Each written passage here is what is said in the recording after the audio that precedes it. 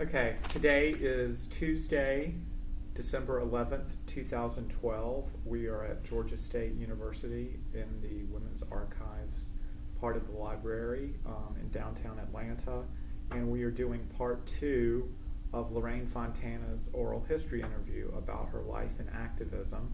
The first part of the interview we did about a month ago dealt with sort of her childhood up through the early 1970s in Atlanta. And we, based on my notes, are up to 1975. And the next little topic on the timeline, Lorraine, that you provided me was this information about DAR2, Dykes for the Second American Revolution. Tell me a little bit about that.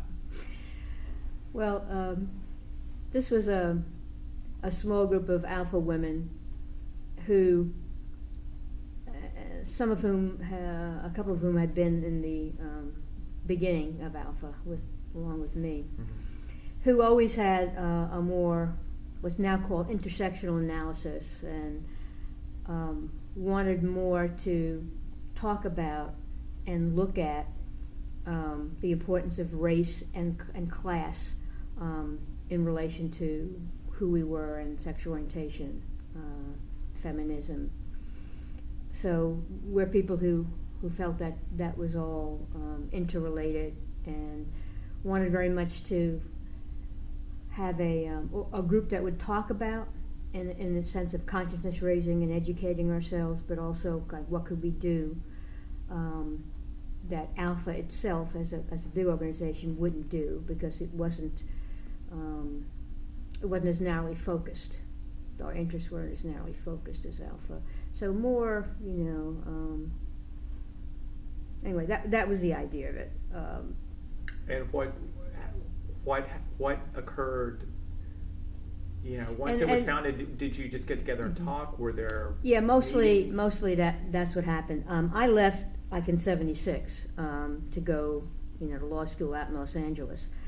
So I'm not even sure how long it lasted and what else might have happened. I don't have a lot of the details after that, but what I remember is a lot of and the minutes for those meetings too are in the Duke archives with the Alpha stuff. But what I recall, it was more like trying to talk with each other about how those things, especially class, because a lot of us were kind of old lefties, related to what we were doing in feminism and how it had developed and what was happening at that point, and how issues of racism and white privilege and class could also intersect what we were doing and who we were.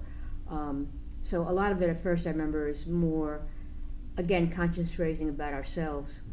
In fact, I'm kind of amazed when I think back that as we started talking about, like, first of all, getting to know each other, sharing about our lives, who we were, what kind of our families were, where we came from. I had never said to myself, I come from a working class family and background. It just didn't, it never occurred to me to label what my experience and who my parents were in my family.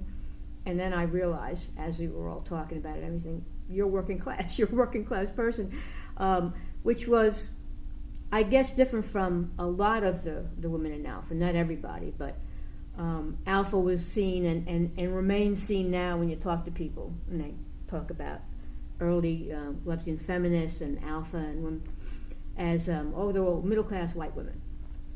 And so, in a way, I was understanding kind of who I was in a different way.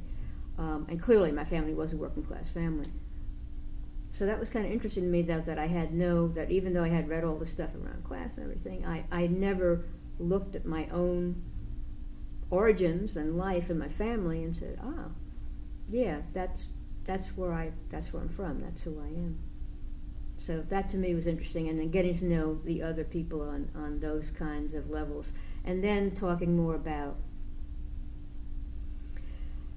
I guess, kind of theoretically, partially, about the connections and what that meant for what kind of work people would do and be interested in, And maybe it was also to help us put our sense of all that into Alpha and what Alpha should be doing or could do.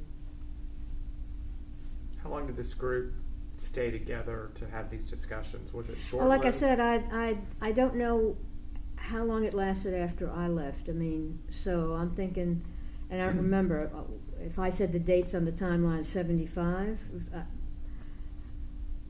I left in 76, so I don't know how much longer that went on. Unfortunately, I just don't have that.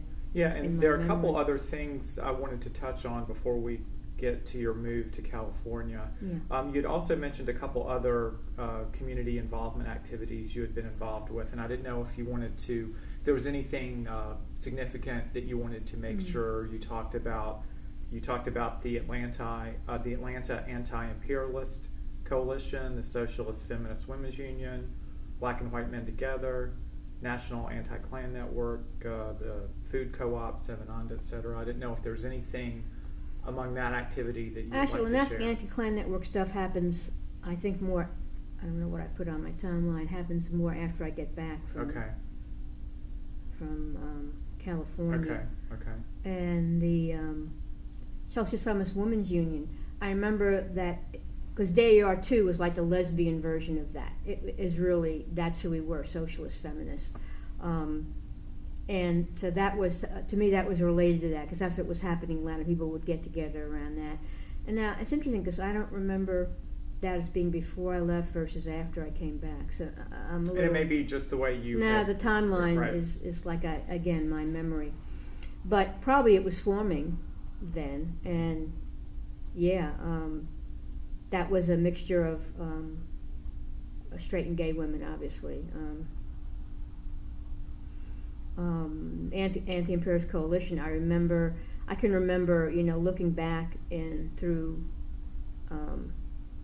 pocket calendars that I kept and seeing, those meetings and stuff, and I have very little memory of who was in that organization, what it was about, except the obvious, it was an anti-imperialist. It was about U.S. foreign policy and how we were seen in the world, and what was colonialism is now anti-imperialism, kind of neo-colonial kind of, and the United States was very involved with that kind of thing, trying to use our military power and economic power to push people around, basically. Right. So that just is an indication of that just being an alpha wasn't something that wasn't satisfying by itself to me, I mean, it never was going to be just that as something which, and I never saw the gay rights movement, gay liberation, lesbian rights. I never saw any of that as, oh, that's, now I found the thing. That's the most important thing.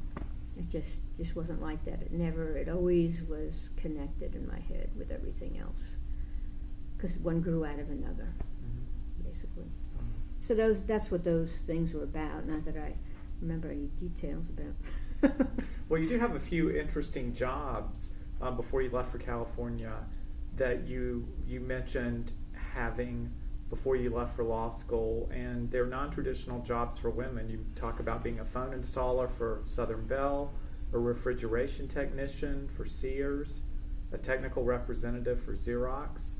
Yeah, was it intentional that you wanted non-traditional jobs? Definitely intentional. I think a lot of sisters around then were very much into, well, if there's jobs we're interested in, we can do those jobs and we can do that work. And yeah, that was a very intentional thing. In fact, one thing I remember even earlier than actually getting the first job was probably the Southern Bell job, was applying to the state for various jobs. And I worked for the state for a little while as a lab technician because of my background in biology and in college and stuff. But I tried for a, what are they called? Surveying type job, surveyor's assistant type job, which is like going out, and you hold the flags and all that. I mean, it's not a very complicated job. I guess you'd have to learn some stuff. And they had tests and everything, and I scored like one of the highest scores, or maybe the highest score. And they called me in because they had to, I think. to tell me basically that they didn't hire women to do the job. I don't know why I was even allowed to take it. This was before, let me see, this was not soon after I got back. So, in the early 70s.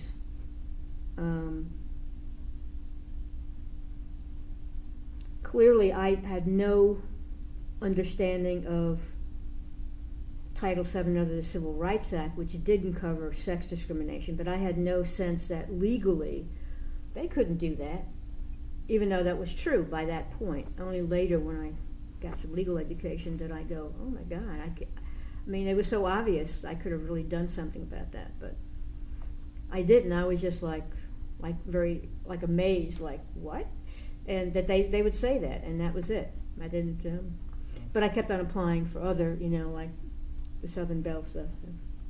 And how did your managers, your coworkers, et cetera, respond to you being a female in these non-traditional that's a whole series of stories, but you can imagine that in these mostly male or sometimes all male organizations and jobs, some men had all different levels of responses, but a very common thing was not being comfortable there because men didn't like the fact that, who are you?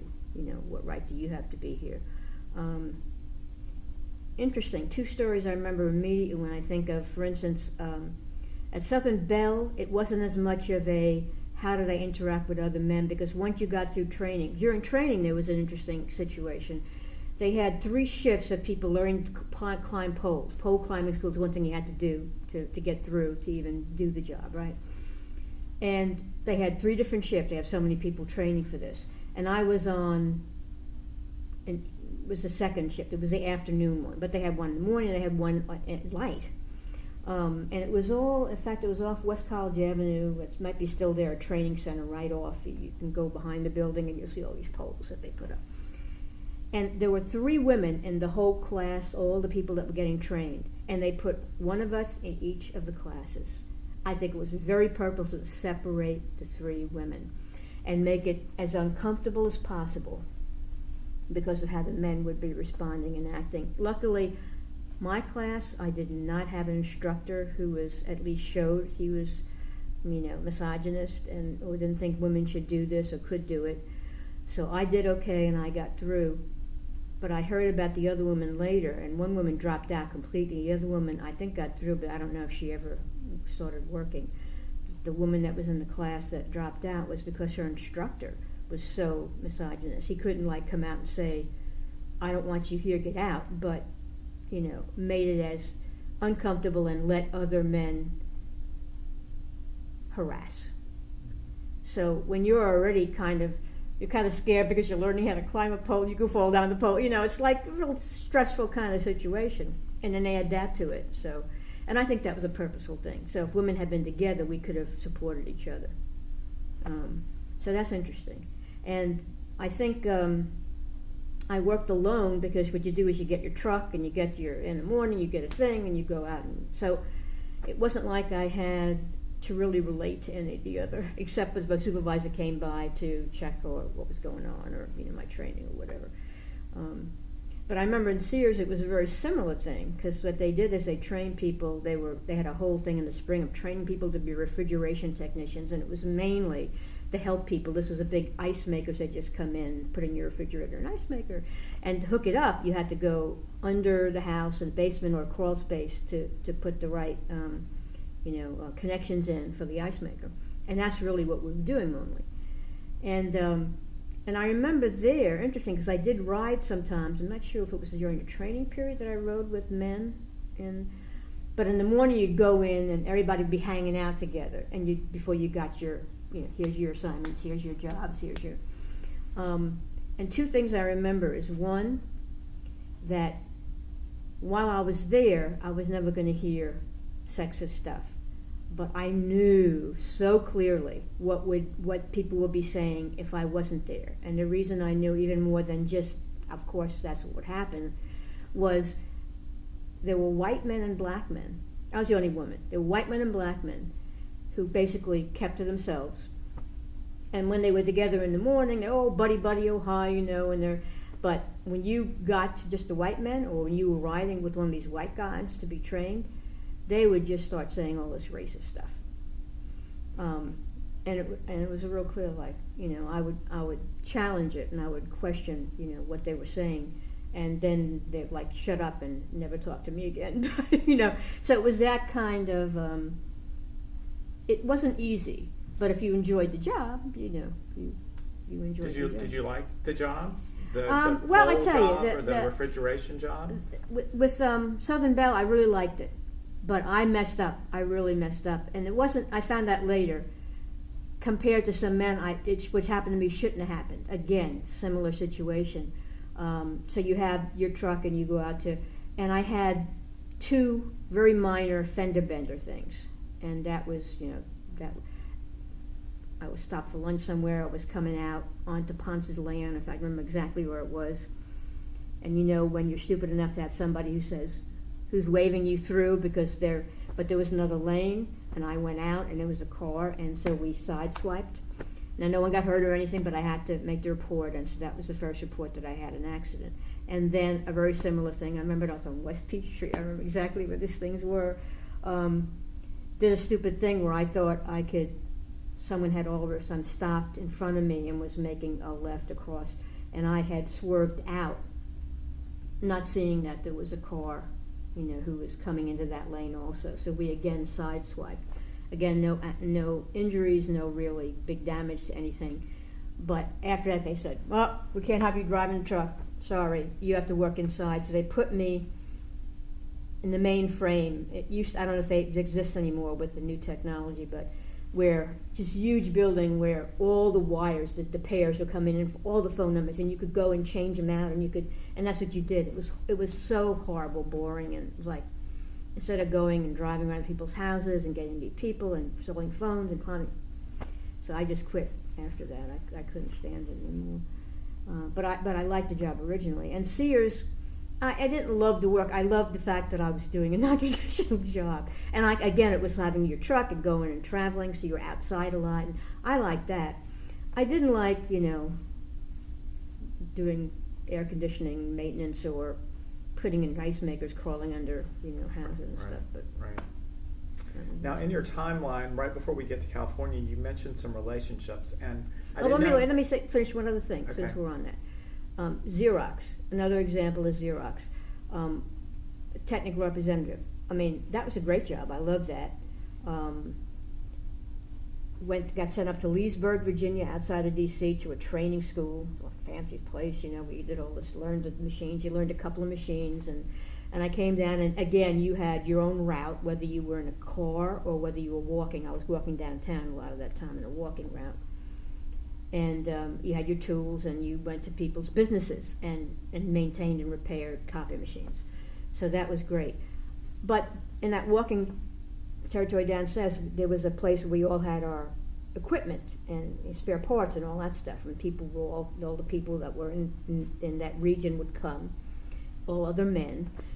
There was one woman who had started, the only woman before me that had done that work was now on maternity leave. So she wasn't there working, but I kind of met her. So I was the second woman that had ever done that job.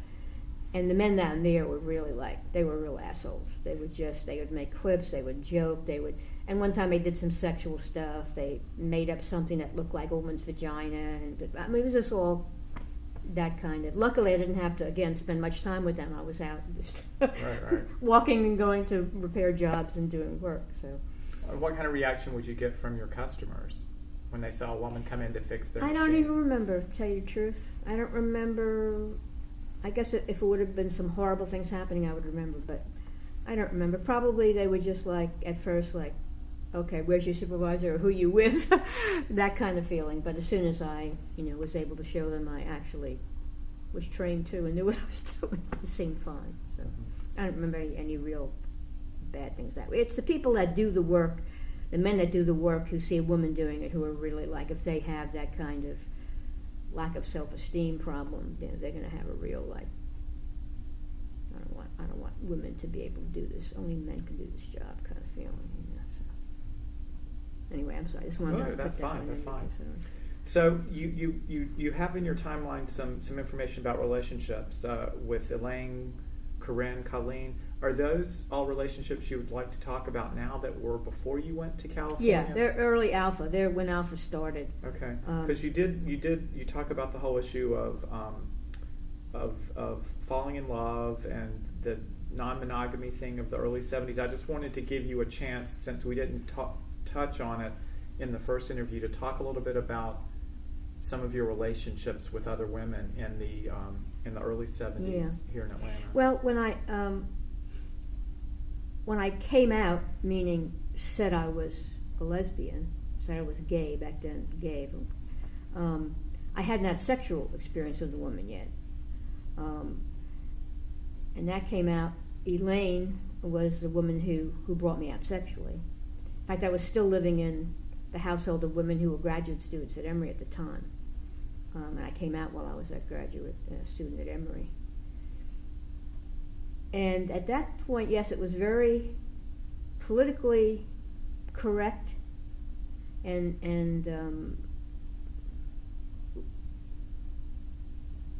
fit in with what we felt about feminism and what marriage was. What people learned marriage was it started as a real property, kind of, and so men could know what they owned and who they owned. And so because of that, like the idea of having ownership of one person and me and you and nobody else can, that wasn't seen as a very progressive. So non-monogamy was very popular.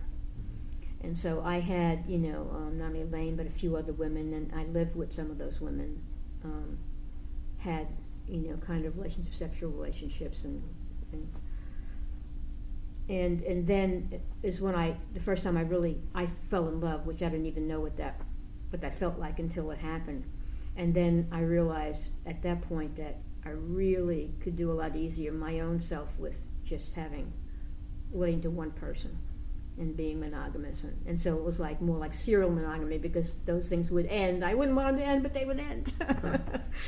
I think I always was looking for, like what my parents' generation had, which is people would get married and they'd stay married because they'd go through whatever it was, and because they loved each other so much, and they'd go through the hard and the... Right. And that's what I was looking for, of course. I wanted a lifelong, relationship. That was not to happen, but and Amy was my first really fall in love, and then it ended, and she left, and Claudette was the second woman, and that's when I went to school. That was the relationship I was in the middle of, and she agreed to come and move out to L.A. when I moved out there. So. And did she in fact come? Yeah. And how long did she stay with you in Los Angeles? We were out there a couple of years. What year was it that we broke up? It was the last year there that we broke up. So we were there. I was there 3 years, so it was a couple of years. It was a year before I left here, and another couple of years there that we were together before we broke up when I was out there. So you list here that you moved to California in 1976 for law school. Couple questions. Why law school? What interested you at that point to go to law school after your exciting careers in pole climbing and office machine repair? Well, it's very, very simple answer, very clear answer. There I was working for Southern Bell South, now, Sears, Xerox, these major corporations, capitalist corporations. And do I want to spend all my 8-10 hours a day giving my energy and work to those corporations? And since Alpha had started getting, as soon as we were known, and we would get newsletters, and we would send our newsletter other places, and we would get magazines, and we'd get mailings, because that's how everyone did everything back then for the movement all over the country. So then I found out about People's College of Law in Los Angeles it actually just started a couple of years earlier. Be a people's lawyer, People's College of Law. It was an alternative night law school.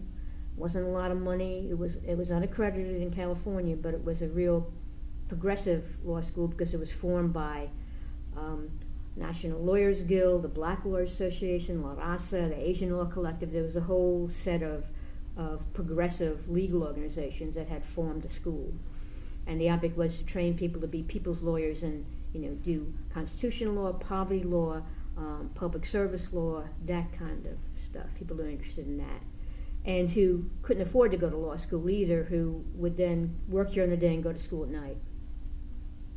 So I heard about it through Alpha, through getting, and I said, I never thought of going to law school. It wasn't like I always wanted to be an attorney. Never. I'd never thought of that. But other women, as we started looking at this stuff, would say things like, "Oh, Lorraine, you should do that. You'd be a great lawyer."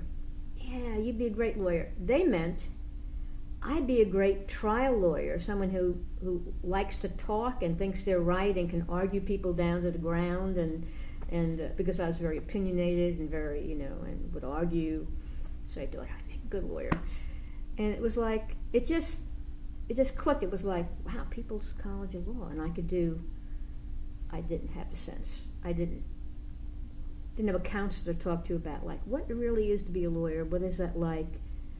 What kind of law is there that I would like to do? What are the opportunities? I was going to go to an unaccredited school, come back to Georgia, and try to get a job in one of the few places that would do like poverty law, and I didn't have that sense. I just thought, oh yeah, be a people's lawyer. So I applied, and I got in, and I said, wow. So it was like, yay, I'm not going to be spending my career becoming a Xerox tech rep or whatever, would follow that, but I'm going to actually be able to use law to help women, LGBT people, poor people, So that's why I went. And it was an alternative law school. It wasn't just a night law school. It was like run by the students, basically. It had all caucuses, the gay caucuses, and how we found out about, the information came to Alpha. So, yeah, it was. How many students? How large was it? That's a good question. I don't know if I can even. My class might have been 30 people, 40 people. Is it still in existence? Yeah, it's still in existence, and yeah, it is. I don't know much about the difference now and how it operates now versus then. If it's still like totally student run, but it is still in existence. Yeah. Now, if it was unaccredited, how did they talk about you being able to be employed after your graduation? Well, the reason I could go there is Georgia. It was one of the few states back then that would let you go to a school outside of Georgia that was unaccredited and come back and take the Georgia bar. And the reason I didn't graduate from People's College of Law, it was a 4-year night school course. I only was there 3 years before I got a letter from Georgia and there was I guess it was a case, and the Supreme Court had changed the rules in Georgia that you could no longer do that. So I couldn't get any more credits from PCL that would mean anything toward a degree. And so I had to come back to Georgia if I wanted to continue and take whatever, courses I hadn't already taken at some school here in order to get the credits to take the bar, to get a JD and take the bar. And that's what I did. So I had to come back here and finish. But anyway, People's College of Law is what I feel like. That's the school I really feel I went to, even though I didn't get the degree from PCL. So one thing I'm interested about is, given the fact that you grew up in New York and you spent time here in Atlanta, you've always been on the East Coast. How did you feel about and how did you like living on the West Coast? What do you think that added to your life, if anything, just given the fact that so much of your life had been on the East Coast? Talk to me a little bit about Los Angeles and how you dealt with that. Well, interesting. I liked Los Angeles, and I liked it in some of the same ways I liked New York City, which is that it was much more diverse. And maybe because of where I lived also, but it didn't. In Atlanta, I felt it seemed like there were white folks and there weren't a lot of ethnic white folks, but white folks, and there were black folks at that time. Atlanta now is much more diverse and has lots of other immigrant folks and people of color, but then it wasn't. But in Los Angeles, we're back to, Latino, Asian, Native American, all kinds of people, and that was in our school. You could see that, they very much tried, especially to make sure they had a good mixture of based on gender and race and ethnicity and all that stuff. So that's what I liked about LA. Lots of and lots more. Atlanta is getting to be a little more like it now, but a lot of different kinds of social justice possibilities and organizations and work. And whereas Atlanta was, really, it felt like a really small progressive community in Atlanta. It sort of felt to me. But in Los Angeles, it was much more opened up. And I didn't like, the what Atlanta is now, which is the sprawl. And it's like Atlanta. Where's Atlanta stopping in? Nowhere, because it just keeps going and going and going and going. And so that was kind of, which means I went out there and I had a bike when I got there, because Claudette had the car and she was still back in Atlanta and she was going to come for a few months later, right? So being in LA, you could, you have to get to know the buses if you're going to get anywhere, or if you can get your bike to go. I'm amazed when I think back, and I still was in very good shape. I love to ride bikes too, because I was, in LA there's a lot of hills, and first place I stayed was up in the hills, and I would ride a bike up there, and I would ride it all over downtown, and I was crazy. But did you ever think about staying in Los Angeles? No. Just... No. It wasn't. I missed the seasons. First of all, the weather there is very strange, and if you don't like cold weather and you like, I guess you like LA, kind of dry, mostly heat, although there were sometimes rainstorms. And it was so cloudy and smoggy that you didn't really get to appreciate where it sat. You couldn't. Most of the days you couldn't even see those mountains. Oh my God, there's mountains over there. There's mountains all around. And most days you really couldn't. The only one's very clear, could you say, "Oh my God, that's beautiful," And as you went to the beach, that was nice. If you can go out to Santa Monica or whatever the other beaches, that was nice to be near the ocean. But that's not where I lived. I lived pretty far from the ocean, so I don't know. I certainly didn't. It wasn't like if I was going to move back to a big city, it would be New York, which had a lot more to me to offer than Los Angeles. But San Francisco was great because I was there one summer in a summer project. I was there a few months, and I really liked San Francisco. Real different too. Very different. The weather-wise was very different. It was in the summer, and it wasn't like I thought, summer's going to be real hot. No, not really. So it was a very interesting experience and beautiful. Did you ever consider moving there? I never really, consciously considered, because it was like, relationship. Who would I, what?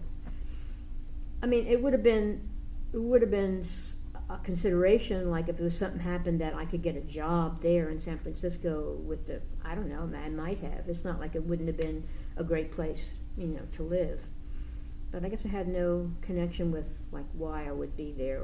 I still was intent on going back to Atlanta. That's where my community was. That's where, that's the city I really like. So, yeah.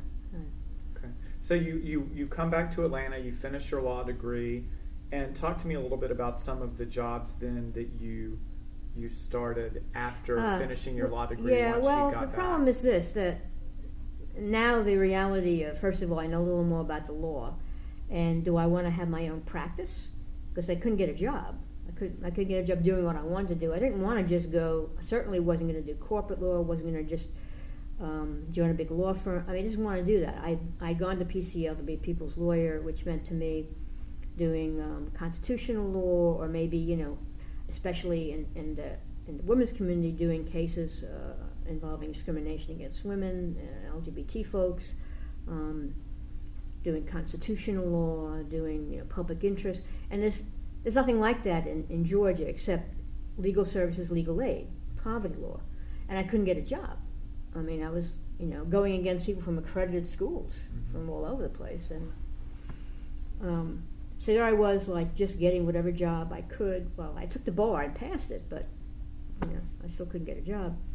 So I worked at, I had friends who were managers at various places, so they would hire me, like at the yogurt shop downtown. I worked for a while, and then I worked at Kinko's for a while, and I got a job as a parts department manager at a electronics repair place. because I had inventory experience. And when I worked in Los Angeles, because I worked during the day, I worked at Pacific Coast Parts. It was a microwave oven supplier, and I ended up being one of the main people working in the warehouse with the parts department and helping to arrange, put that on the computer. And so I had experience with that, so I was able to get this job at Henco Electronics off Cheshire Bridge Road, and I did that for a while. And the only thing interesting about any of that stuff was like the people I might have met, working at those places. And, so what? I did get a legal job, but it wasn't as an attorney. I got a job as a law clerk, which is horrible, it turned out, with the U.S. Department of Health and Human Services. And it turns out I was working with attorneys who were all working in opposition to people appealing their denials of disability. So these attorneys were helping the government deny people disability benefits. And it was like, so I couldn't stand that. I had to get out of that. And that's when I found New Leaf. But anyway, that's... Yeah, and New Leaf is coming up. I just wanted to probe a little bit more. You said you thought about maybe opening your own practice. Oh, yeah. Why didn't you? No, I didn't think about it. I mean, that was an option, that you go into private practice. You start, getting, you do. And I realized I didn't like law enough to do that. I really didn't like doing most law. I mean, like, I didn't know that. I didn't know I wouldn't like doing. I'd have to, what that means in private practice is you do wills and trusts, you do family law, you know, the kind of things that people come to lawyers and need right. help with. This is not litigation. This is something else. So anyway, I had a friend who had started law school after I did, and she was in private practice and wanted me to come and join her. And I just couldn't do it. I knew I didn't like it enough to want to do that. And the reason I had gone to that is to do something different. And I figured the only way to do anything I wanted to do was I'd have to do all this work and the transactional stuff and cases that I didn't really care that much about in order to once in a while take a case pro bono for somebody. And that was like depressing. So I wanted to work for the ACLU. I wanted to work for legal services, and there was just a limited number of jobs. I did get that temporary job. That's the one job I had as an attorney. It lasted about 10 months. It was a temporary job, legal services in Savannah. And I guess people didn't want it because it was a temporary job, so they hired me. And what did you do? I was a staff attorney in legal services in Savannah. That's like poverty law. So people come in with all different kinds of issues, and we didn't do criminal law, but any kind of civil, And how did the experience compare to what you thought it would be like, given that was what you wanted to do? Yeah. It was great. It was difficult because I never had actually done the work. So it was challenging and it was exciting, but I also loved the fact that I was being able to do something with my law degree. Yeah. So anyway, I remember one thing I really remember I don't know why I remember this. It was a case of very common stuff where people would go and to these places that would rent to own, like rent this TV, rent this couch, rent this for so long, and you'd pay so much, and then if you got to a certain point, then you'd buy it. And they were really amazingly abusive and rip-off kind of places. The interest they would charge, the kind of how much you'd end up paying for something, which you could have, if you had the money, paid a quarter of the price. I mean, it's that kind of stuff. And then if you missed one payment, it's like nothing that you had done counted for anything. It was that kind of. So a woman came in with a really egregious kind of situation like that, and we took her case and actually filed a lawsuit. And it was the closest I ever got to actually going to the court, because we had a pretrial hearing on a motion. And so there I was, like I remember being, and whenever I had anything where I had to go to court or present something, I would, some people get like nauseous, I would empty out, I would just empty out. And that would always happen. I go, okay, so, well, I got to calm down a little. But that would never show. People would say to me afterwards, well, you seem really very stuff and calm and everything. Would never, but inside I was like totally a mess. And I remember that we didn't even get to the hearing. We didn't even do the oral argument because the attorney before got me aside and we settled. And I remember that experience because I don't want to be too nasty about this guy who was representing the store.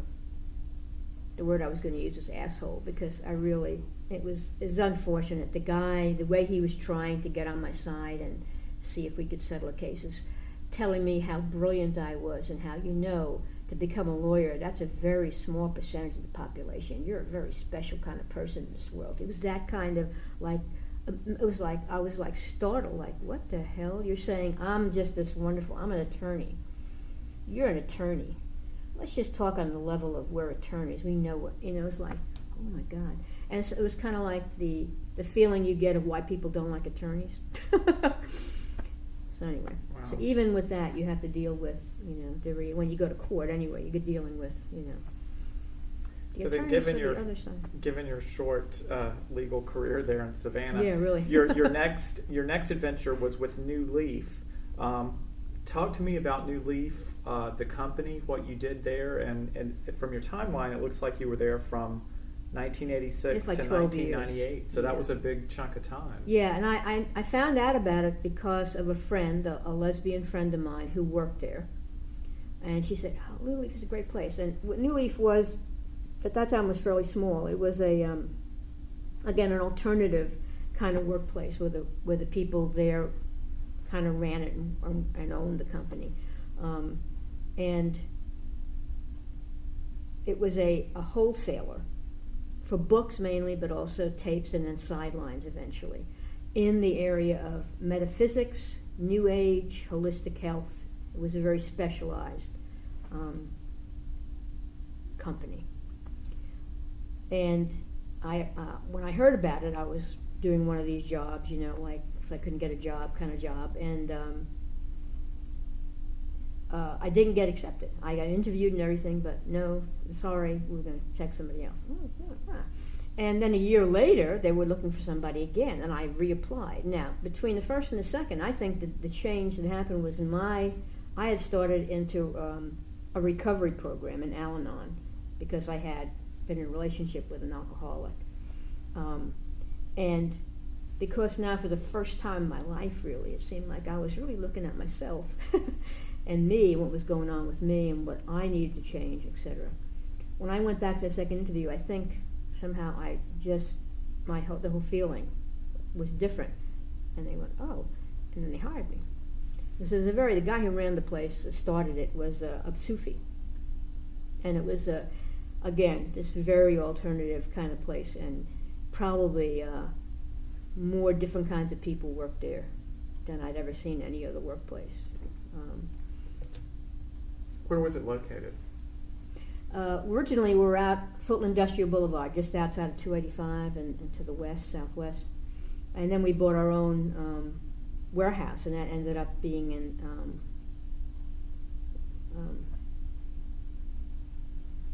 not Lithonia, my God.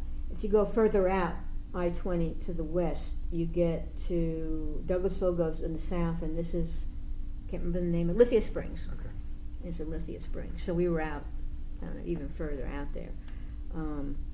Yeah, but it was a place where you could learn any number of things. What did you want to do? And then I learned a bunch of different kind of things of doing that, doing this. Ended up in a particular place with the inventory management, because I had my experience before, and also data entry. And I was like the manager of the data entry and management kind of team. But yeah, it was a great place to work. Actually, my energy. Soon after I started is when I met Barbara. That's a whole long story. Someone who I thought was going to be a life partner, and that didn't happen. But we were together about 10 years, and she worked there too. She got a job there also, and so my life became a lot around New Leaf and the people there and the kind of things people were doing there and the company. And less energy was put into Alpha. I wasn't living in Atlanta anymore. The only way you could afford a house is to go and move out to Douglas County. We found someplace we could afford. We bought a house. So that's when my wasn't a total split. I was still a member of Alpha, but much less involved with what was happening, and that was like at the beginning of 1990 or something like that. So talk to me about Barbara. Well, I had, by the way, I'd moved back. When I left Atlanta, I had a relationship with another alpha woman who I always love all these women still, and I think if I had moved, we might have, I don't know, stayed together. I had this feeling about that. But I moved, and we were separated. We didn't say, I don't want to see you anymore, it's just that we didn't live near each other. And then I kind of found this other relationship. And when you say moved, do you mean moved out to Douglas County, or Savannah? When I moved to Savannah, okay. back when I moved for that law job, legal job. And I met a woman there, Jan, who ended up moving back with me to Atlanta when I moved back. So that was the relationship I had then. Who also was the woman who I ended up, the first time ever I left a relationship. Every time before, I wanted to go on, I wanted a relationship, I wanted to go, and and this time I did.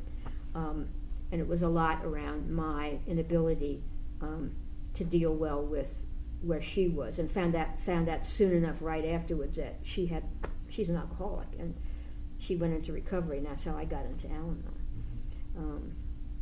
But anyway, that was a relationship that ended, and it was only after that, when I was working for New Leaf and wasn't in any relationship for a while, that I met Barbara.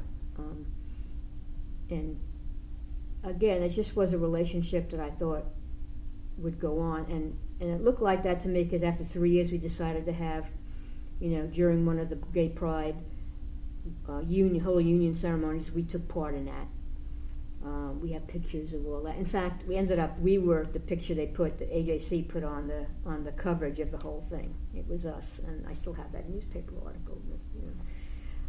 So it was like, oh yeah. And then 10 years into it, right after I had a big car accident, and we still had our 10th anniversary.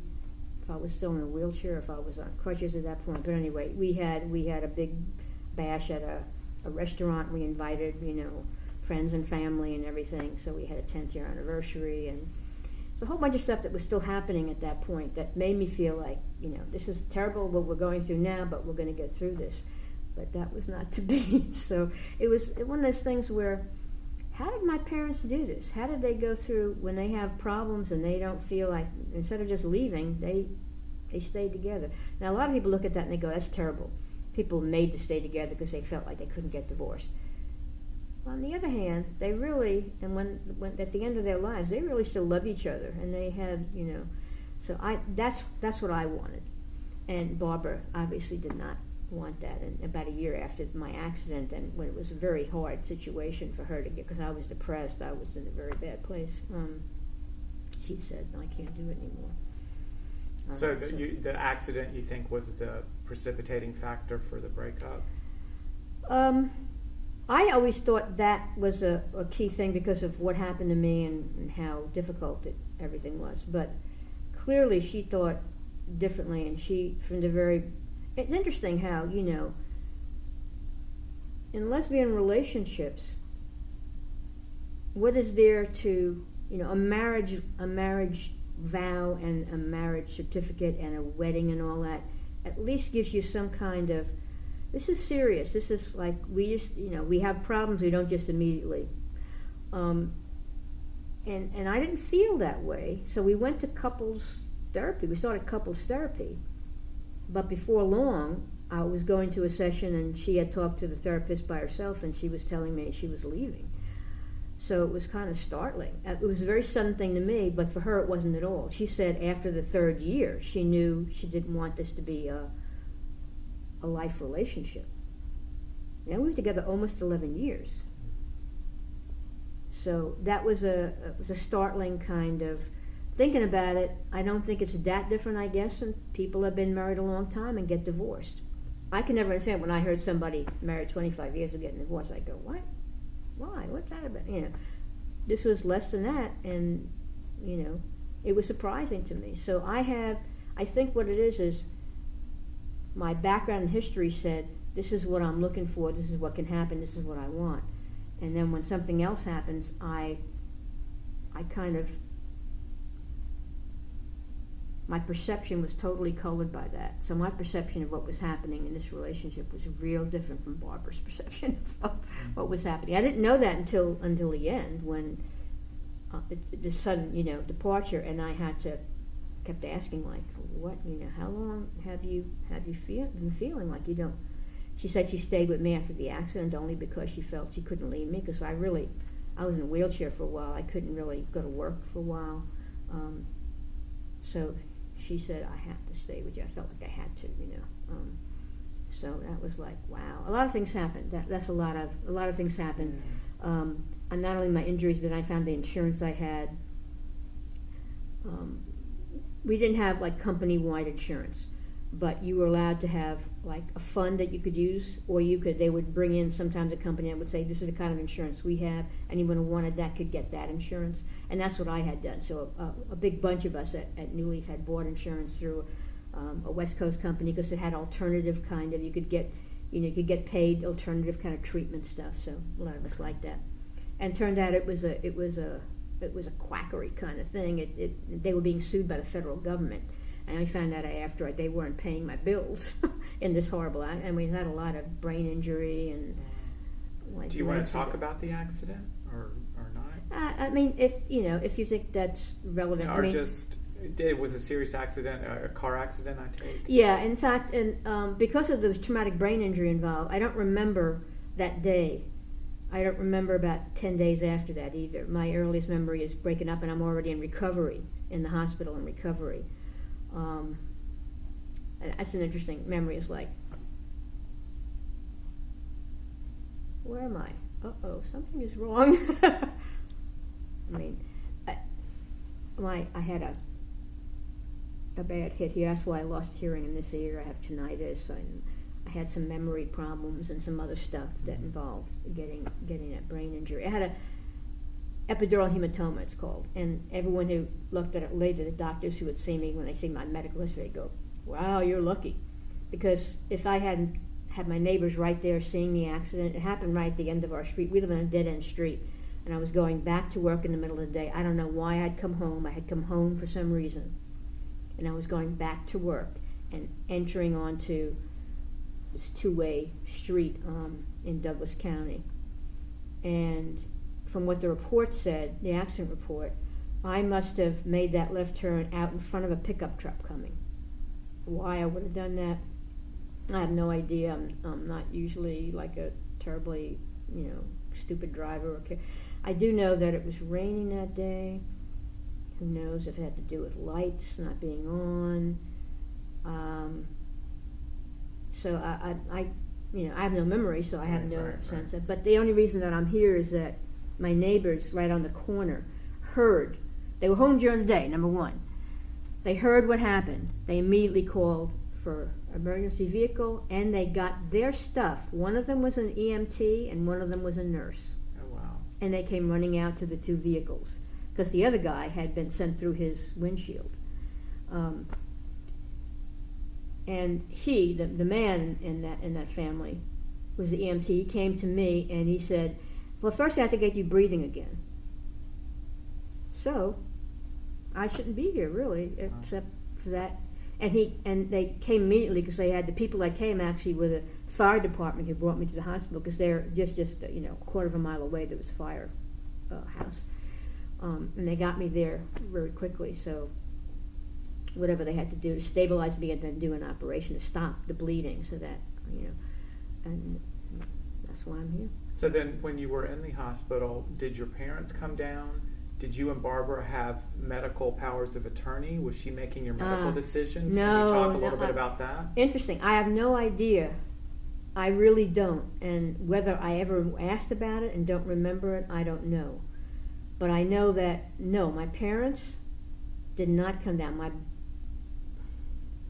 Who came down? Someone came down. My parents, again, were also... Unfortunately, at this time, my father had already been diagnosed with Alzheimer's. My mother is legally blind. It wasn't going to be easy for them to do that. So who was making your medical decisions? My brother, I can't remember, somebody, maybe my father did come. You know, I don't remember seeing anybody during those 10 days or who came when. And I found out later, though, that Barbara didn't even know this happened. And then, and I'm not sure, again, I'm not sure if we ever talked about it. I asked her, like, when I didn't come back to work, we didn't work exactly together at Ely, so it wouldn't be like she would notice that Lorraine didn't come back. She might not even known I had left. But that night, I wasn't there, and she figured I was out somewhere. And she just went to bed. And I think someone called her in the middle of the night when they finally, whatever way, for my ideas, and figured out, who to call. And then it was like, oh. But I guess it was, since she was the one, and they didn't have any family in Atlanta, she was the one that probably they were talking to about. It wasn't like there was ever a situation where they had to say, should we do this because if she'll live and she'll die? It wasn't like that. It was like they were doing what they had to, and they were able to save, my brain and save me. Wow. And after that, the brain stuff was all done, and I was stable enough. They did an operation on this leg, because this leg had been just broken all up. It open fracture, the bone had come through, and several places it was broken, so they had to do an operation on that and put a rod in and all that. But that was only possible after I was stabilized. It wasn't going to go away, So I was there for an emergency for a while, and then I was in rehab, and that's when I finally remember anything. And people would tell me, though, when they came to see me, I had my cousin come to see me, and he described, I know how I looked. He didn't think I was going to make it. He called my parents, and I think told them some really scary stuff, because I don't know if she's going to make it. I don't remember any of it. Some of them would say, and you were awake, and I think I was on heavy medication, because they would say sometimes I was being awful silly, and I was probably like, I don't remember any consciousness period during. I'm sure I was after they got me out of that. They induced a coma, and first they induced a coma. So anyway, that was interesting, because it's a whole period that I'd love to know more about. I think I would love to know more about. Kind of. Not only what happened, but what happened in the hospital. So then after that, and Barbara saying she couldn't take it, and that you guys split up, have you stayed in touch in the intervening years, or have you not been in touch? I have stayed in touch with all my former partners, lovers, except for Barbara. And it's not that I haven't tried. And in fact, I did. After I was away from it far enough. I mean, a mutual friend of ours really helped me stay alive during that period and not want to kill myself. I really was that bad. And then I ended up moving back to New York. That's a whole other story. I was able to, because she didn't want to move to New York. I was thinking I need to go back to my parents anyway, because of what was happening to my father and my mother. But she didn't want to live in New York. So we had this, what are we going to do? We moved to an intentional community nearby. We were thinking of Virginia. There's Twin Oaks, and we were looking into that.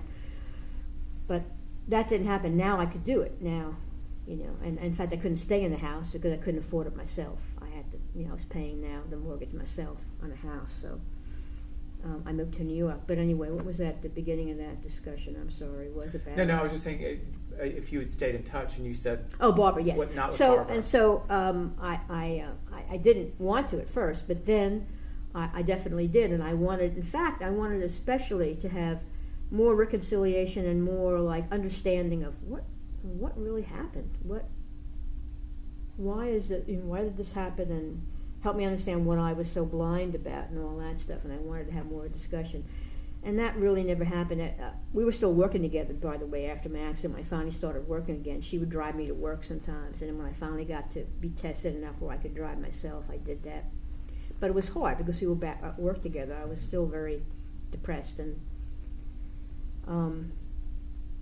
she only wanted so much contact, and when I moved back to New York and tried to re-engage and email-wise and then letters, I just didn't get anything back. Through friends, I knew my friends that had helped me, they still were in touch with her, so I could kind of know what was happening a little bit with her. And then when I came back here, I really wanted to, well, first of all, I was going in, I'd been an Al-Anon before, and I went into another 12-step program, and I realized I needed to do a whole bunch of stuff around my part in that whole failure in that relationship. So I you get to where you're making amends. And I called her. I just called her directly because she wasn't really responding to emails, and said I wanted to talk to her, which she talked to me, and so we arranged a time, and I did my amends, and that was the only really contact we've had, other than that. It's kind of sad to me because, like I said, all my other people that I loved so much, I do have connection with. Even if I don't talk to them a lot, they're in other places in the country, but we do have that connection. And with her, I was never able to get that back. So it is sad. It's sad. So you said this freed you up to move to New York. Talk to me then about, I assume you quit your job at New Leaf. What happened vis-a-vis the job? Or did you quit your job because you said, I want to go back to New York? Yeah, I had to do that if I was going to go back to New York. And lots of interesting things were happening too. I mean, that period of my life was very challenging. So my life partner, my daughter's life partner, leaves. I'm still partially disabled because of what happened. New Leaf, for the first year since its existence, had a bad year, had lost money. And New Leaf was, it served mainly independent bookstores. Does that tell you something about what was happening to New Leaf? In order to exist after I left over the next, decade, they actually had to, the first time ever, lay off people and change the whole function of New Leaf in order to keep existing, because it just was so few independent bookstores that were existing, and they had, anyway, there's another whole story, but so it was failing. My parents were in a situation where they could use some help. I was going to be leaving a job, and I had to find another job, and I owed just like $80,000 in medical bills because the insurance company failed, and they were all after me for pay me money. So I was like, and I ended up in an intentional community up there, which is a whole other. It's called Ghana's. Barbara and I had looked at this, that big book of intentional communities all over the U.S. because we were thinking about in retirement where would we want to live, we want to move to intentional community. What is an intentional community? Intentional community is a community that exists around a particular focus and purpose, and people go there because they agree with that purpose and way of being together. And a lot of times probably most of the times, they're kind of the ideas of ideal communities, utopian kind of communities, whether they're communal communities, and everybody shares everything, and you all share the kind of work, and you have your particular skills and talents, and you use those. Some of them are around the kind of people they're there. Some of them are around religious or spiritual traditions. Some of them are around just ideology. But a lot of them, almost all of them are in rural areas or small towns and not in cities. But one of the 2 or 3 in the country that were in cities was Ghana's. It was in Staten Island in New York City. Are you saying goddess? No, Ganas, Ghana's. Oh, Ghana's, okay. And when I found that one, I said, wow, I could get real close to my parents because I'd be in New York City, even though they're in Queens and this would be Staten Island. I'd never even visited Staten Island. When I lived in New York, it was like, oh, Staten Island, that's one of the boroughs, and it's a city too. So there I was, and I ended up moving up there too. And for a couple of years, I was at that intention community, trying to get work and working in New York and whatever I did. And then eventually, I was able to move to Queens. By the way, New Leaf Distributing, another reason that it was such an amazing place and a blessing is that, like I said, people got shares of stock and they worked there, and they eventually actually formed a real traditional ESOP, employee stock ownership plan. So when I left, the agreement was always to buy back the stock because they didn't want people outside the company to own the stock. So over 3 years, every January, I got a check for buying back part of my stock in the company. And that's the money I used to live on. That's the money I used to go back to NYU to go to paralegal school to get a diploma, to get a paralegal job. That's the money I used to make a down payment on a co-op apartment in Queens when I moved to Queens. And that's really a big help to how I could manage in New York. So, New Leaf. wonderful. That's good. That's good. So then you lived in New York. You went there then, I guess, in '98. Yes. And how long were you in New York? Till the end of 2003, and it's the January 2004 when I moved back to Atlanta. And obviously, during that time, 9/11 happened. Do you have any memories of 9/11? Were you on the island of Manhattan that day, or can you talk to me more about I worked that? at the World Trade Center complex. I worked in World Trade 7. So it's not one of the two towers. Two towers are 1 and 2. Then there were other buildings, smaller buildings around those towers. And World Trade 7 was actually right across a street called Vesey Street. You'd go over a bridge across that street into World Trade 7. So we were right there. You could, right near the plaza, but far enough away from the towers that we weren't right there.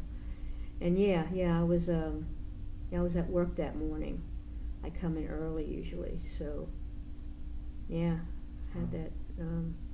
And World Trade 7 was the building. I don't know if you remember that. Later in the day, I mean, it had been ignored because they were all dealing with getting people out of the buildings, and then when they collapsed, so that was the emphasis. And the collapse of the buildings had damaged some World Trade 7 and started fires in it, but it was being ignored because everyone was out of the building by then. They weren't worried about that. And because of the extreme fires and because of the kind of combustion that happened, and similar structure to the towers, it collapsed like later in the day, like, I don't know, around 5 o'clock or something. And no one knew it was going to happen. All of a sudden, it collapsed.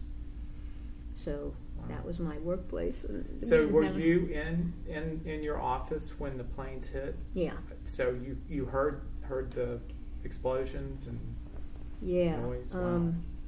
And then how soon did you realize, I need to leave, I need to get out of here, or something was going on? And my story is very weird because the people that worked there longer and had been there when the World Trade Center bombing had happened years earlier. Yeah, in '93. Yeah.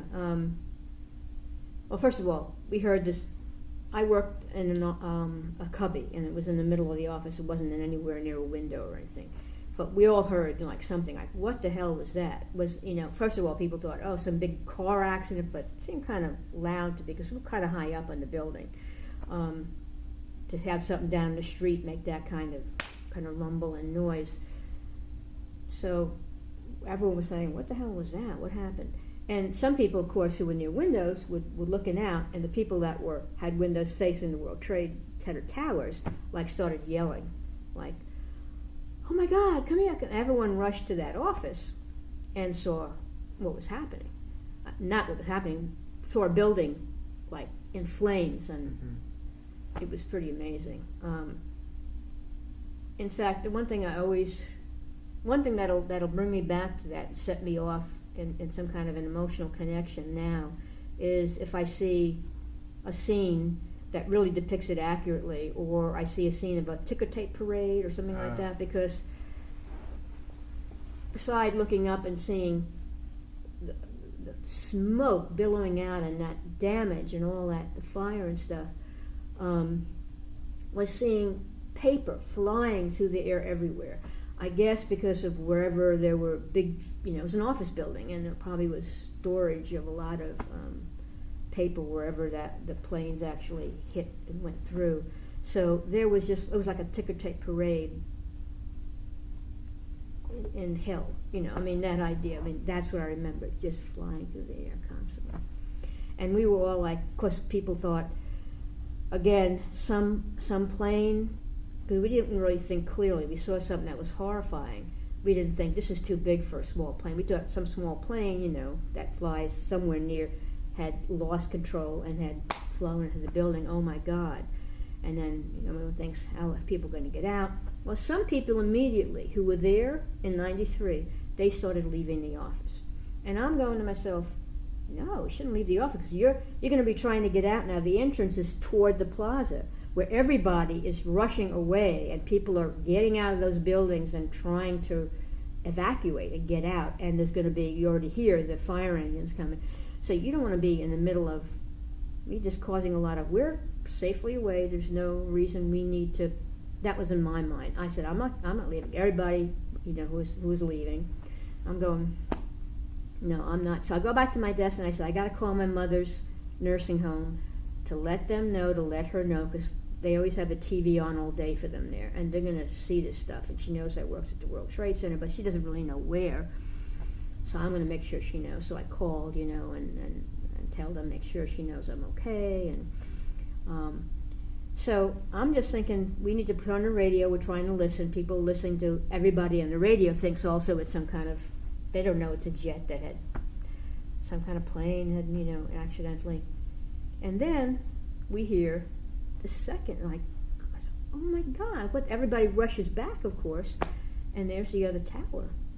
It was like, everybody knew. There's no accident. And unfortunately, that's when I saw people started falling. It was somebody that fell, and I was like, oh, and people were just crying, and I still didn't want to leave the building, because that now is even worse. Now I'm not going to go out in the middle of that. There's no, in fact, they had an announcement. You did not have to leave the building. You did not have to evacuate. If you want to, you can do so, but that was the announcement. I said, I'm not going. So I was one of the few people that stayed. Everybody was like, oh, get out. And I said, I'm not out. We were trying to find a TV that would work, and it turns out, I guess because it would have been hit already, there was some interference with stuff. We couldn't really. And the only reason I left is finally they came on loudspeaker and said, people are being allowed to evacuate to the rear of the building. We will help you get out of the building. Please come down and we could help you get out of the building. And so that's when I went down, and we weren't even allowed to go toward the front door, but led in the back way out down to the basement or whatever. And was this before the towers fell, or had they fallen? Yeah, no, way before. It was way before. In fact, when I went out of the building, they had to put a perimeter up now, so you couldn't get around to the front of the building or any nearer, because they had put a perimeter up already, and a lot of people were just emptying out buildings and were just standing looking at what was going on. I couldn't, at that time, because of my leg, I had gotten a handicap parking sticker in New York, and I had actually, therefore, was driving my car into Manhattan and had it parked on the side of the building, but I couldn't go get my car. They wouldn't let you go. So I had to walk, and luckily I did not. I think now about it, because I wasn't feeling much at all at that point, and I think I was in kind of a shock. And luckily I didn't just stand and watch, because I could limp along at that point. I couldn't run at all. So if I had stayed until those buildings collapsed, I would have been in that, cloud of all that stuff, and wouldn't have been able to get away fast. So you just started walking? I started walking because you couldn't go into the train stations nearby. They were all closed. Where did you go? I walked to the first station that was open. Still, the subways are still operating at that point. This was early, and got on the subway to try to head back to Queens and go home.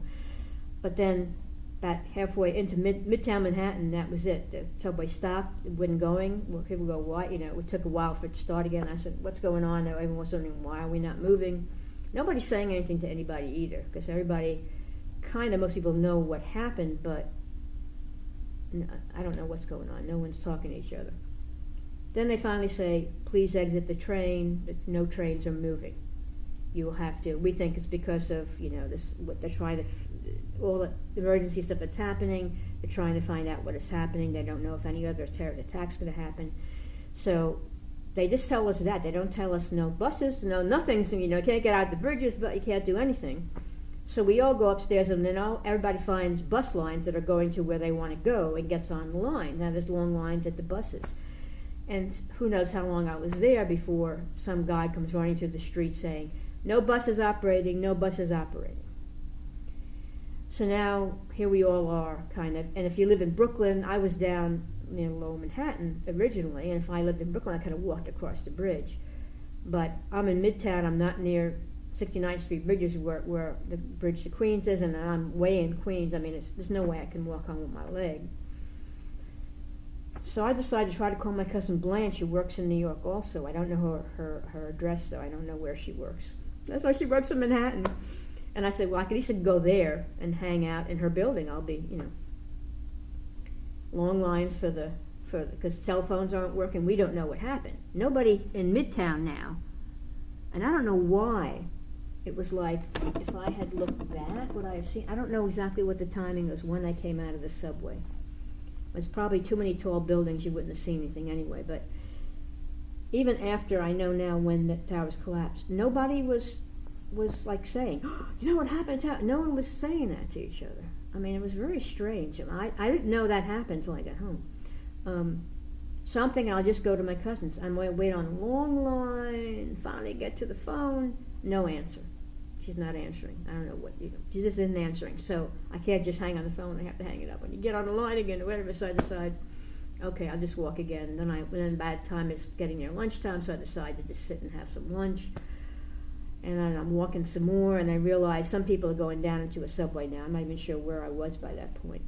And I'm going back into the subway. So I go back into the subway, and people are waiting downstairs. I let them come in, and we can wait to see if the buses or the trains will start again. And they do. I'm not sure what time it was. It was later in the afternoon. Because I got home, it was around 5:30 or something. It was, after work kind of time. And they started up again, and I got on a train, and I went home, and maybe it's me, maybe it's how my brain wasn't functioning or whatever, but I remember people being really silent and not really saying anything and not talking. Maybe everybody in shock, everybody going, oh my God, what the hell's happening? I don't know. So I did not know. They had collapsed. And got off the subway, got a bus. I had to take 2 trains and a bus to get home. Then I finally get home. I walk in and I go, okay, I got to turn to you and find out, have they saved anybody? How did they get people out of that building? Obviously, I knew they weren't going to be able to get the people above. How could they do that? The ladders don't reach that high, So I turned the TV on. And I see these towers collapsing. And I'm thinking, I really thought at first, what kind of stupid horror movie are they showing? A disaster movie. This is some kind of, disaster movie creation. Why would they be showing that now? That's, why? That's terrible. Why are they doing that? Until I sat down and listened. And then when I heard them saying, and at 10, whatever it was this morning, Tower 1 collapsed. What? I could not believe it. In fact, I almost refused to believe it. For a long time, it's like, that's impossible. That couldn't happen. Why would the whole building collapse? Like most people afterwards, I can't understand how that could happen. So anyway, that was my story. I found out later, by the way, that a lot of friends and relatives had called my office when they saw what was happening. Are you okay, Lorraine? And I didn't. I was already gone. And somehow that phone system, the messaging all was preserved. So when we got months later, we got in a new building, and they reconnected to that phone service. Those messages were still there, and that's how I knew that happened. I heard them, people calling and asking if I was okay and what was going on. It was really eerie, So that night when you got home, did you realize that night that your building actually collapsed as well? Well, I was watching the news and saw it happening. I mean, there was one, if you remember, I don't know if you remember, there was one newscaster that was, I don't know what station it was or anything, was talking about what had happened, what the place looked like around. She was right nearby, the streets, what they looked like because of all the materials that had, and all of a sudden it was like, it was like they're hearing something. What's going on? And you see in the background this building collapsing. Now, I didn't even know it was my building at first. Oh, another building has collapsed. Oh, my God, another building had been damaged, when it has now collapsed. I'm going, oh, and then later, and I'm going, what building? What building? It was like that's all they knew at that point. They were there in the middle of, and they weren't saying what building. And I'm going, what building? What building? You know, until I don't know how long later, I kept listening to various newscasts, and they finally said World Trade 7 has collapsed. It's like, you are kidding. That was another like 50-story building.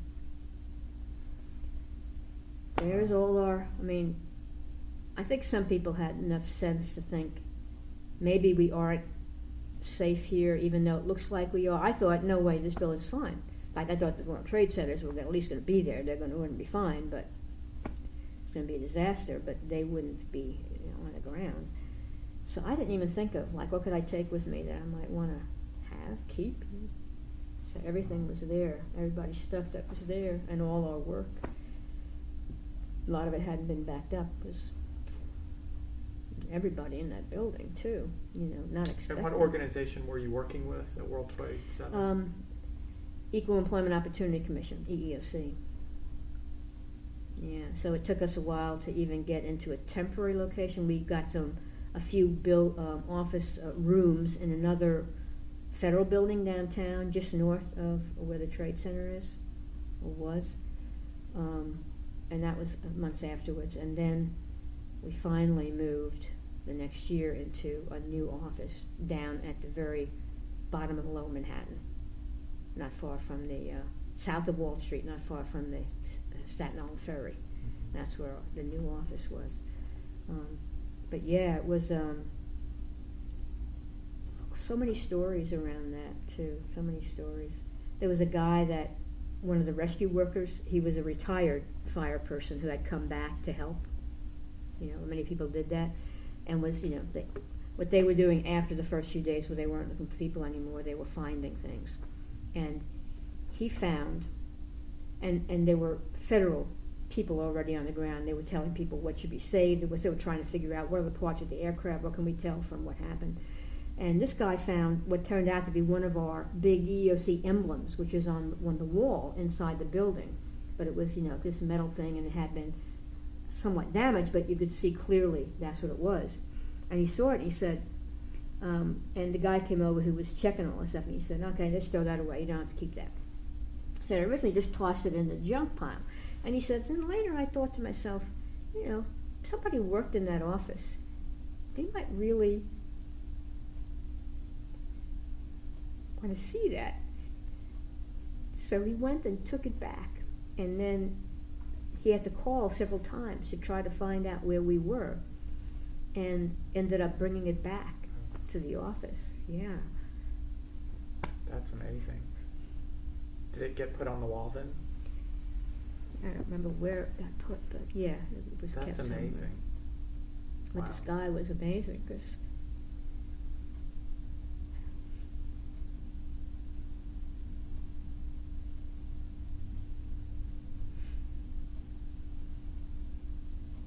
all those people were amazing that went there and did that work. And the whole city was dumbfounded, and did, you know, nobody knew what the hell to do.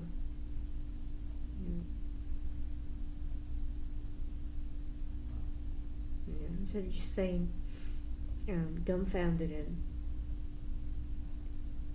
they just went and ended up really hurting themselves a lot of times. A lot of them were really sick after that. So anyway. Witness to history. Wow. Yeah. So you said after however long, till 2004, you were still in New York, and you moved back to Atlanta in 2004. Is it what brought you back to Atlanta? Am I assuming correctly that your parents may have passed away in that time? Yeah. I moved back up there because my parents and my father passed away about a year after I got up there, and then my mother 4 years later. So yeah, then it was like, well, no reason in that way to stay.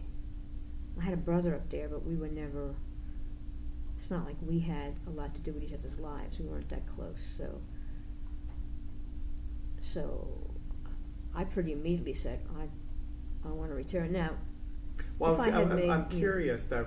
After having gone through that tragedy of 9/11 and working at the OC and then going to the new offices, did you feel any kind of connection that maybe you wanted to stay there? That it was important for you to be there, to be with that group, to be with the people you had worked with? I certainly didn't like the idea of leaving. Yeah, I liked the people I worked with. I really loved that job and liked the people I worked with and had made friends. One of the people that worked there had helped me find this UU congregation in Brooklyn that I ended up being part of, and there were some other lesbian sisters who worked there who I got to be friends with. And, but I never found a relationship. I wasn't real. I tried at different times to get involved in one way or another with the LGBT community, whether in Queens or at the center, and I just didn't have any close connection. All my life, as who I really was in Atlanta. That's where I came out. That's that's where I made all my important friendships, and so I had friends in New York, but I had never really had I was really even so involved with being where I was and with my parents and with my mom, and I guess I didn't grow the connections which I thought I still had, in Atlanta, and I felt to Atlanta. I really liked Atlanta, first of all, and the people and where it was and who and what it was. And New York was a very, it may be too what for me? Move too fast and move too,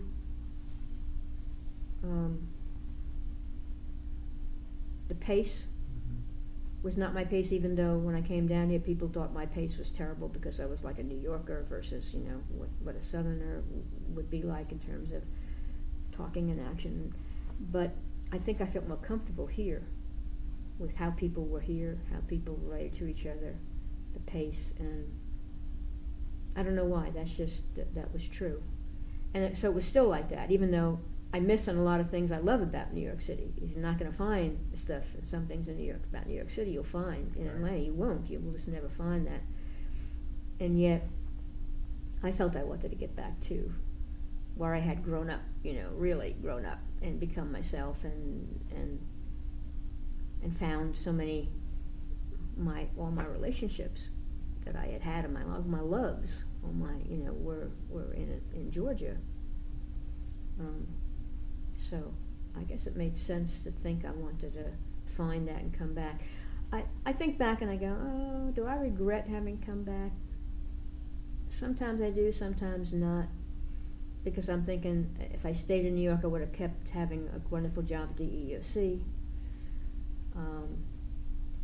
It certainly would have been, it was the best job I've had financially of the jobs I had, just, And were you doing paralegal work there? Yeah, it's paralegal. Okay. Yeah. But they really appreciated the fact that all the background I had with the National Lawyers Guild and the summer projects I had done with them, and working as in legal aid, legal services, and the background I had with my political stuff and what I thought was important, that all fit in with, I think, and someone who had been to law school and actually practiced law for a while and now wanted to be a paralegal. They were getting such a deal, right? So I was real glad that the people who were reviewing the applications felt that way and wanted to, because now I could do the kind of work, even though I wasn't an attorney, which actually was good. I'd rather not be an attorney, but helping with do the work and support the work, that was great work, but not have to be an attorney, not have to be involved in all that, the stuff that I really didn't really care about. I thought it was great. And so I could have stayed with that, and it would have been financially good. But I would have been in New York City.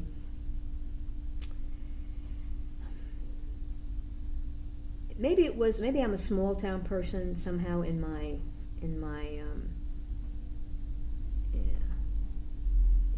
way I relate to the world.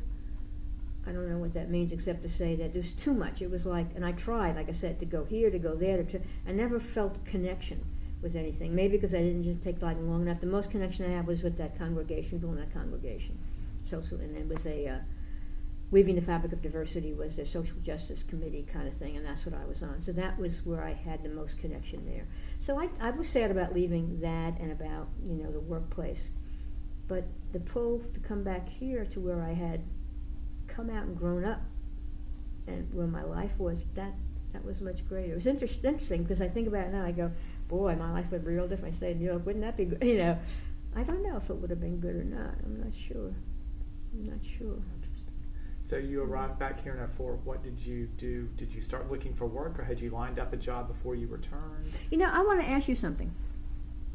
I know because we jumped from going to LA and coming back, and then somehow we missed a lot of things, which is the Alpha stuff when I came back and what stuff I had done in Atlanta. And so definitely talk about that. Yeah, can we just talk? No, just say those definitely. things, just so that's on the record somehow. And yeah, I must not have looked at the timeline properly. Yeah, no. It's because of how we jumped from one thing to another, and so I was thinking, I should go back. Yeah, definitely. So now we're talking back to the mid-80s. When I was in LA, I wasn't doing LGBT stuff, except I was in the gay caucus in the school, but I was doing a lot of other things like South Africa Project, the Central City Tenant Action Center, the UFW anti-grape, boycott work, stuff like that. And when I came back, then I got re-involved with Alpha.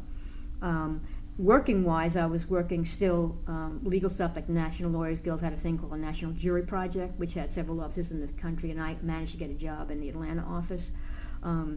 And I did a summer project when I got back here for the Guild, National Lawyers Guild, which is an anti-Klan project. So I worked in Wrightsville, Georgia, and I worked in Chattanooga, Tennessee, and Greensboro, North Carolina.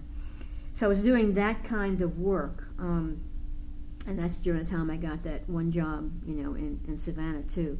But as far as when I was here, as far as Alpha, I got back involved with not only Alpha itself and the kind of stuff that we were doing there, but I became like a person who liked to be an Alpha representative to other organizations. Like there was an attempt over several years to do a citywide LGB, I don't know if the T was still in it at that point, kind of citywide organization with groups of people all coming together. This is all the organizations that exist. Let's have I think it was called the Metro Atlanta Gay and Lesbian Organizing Committee or something like that. And also I would do things like be a representative to the National Anti-Klan Project, which was starting at that time in Atlanta. And I'm trying to think of what else did I have stuff written down here.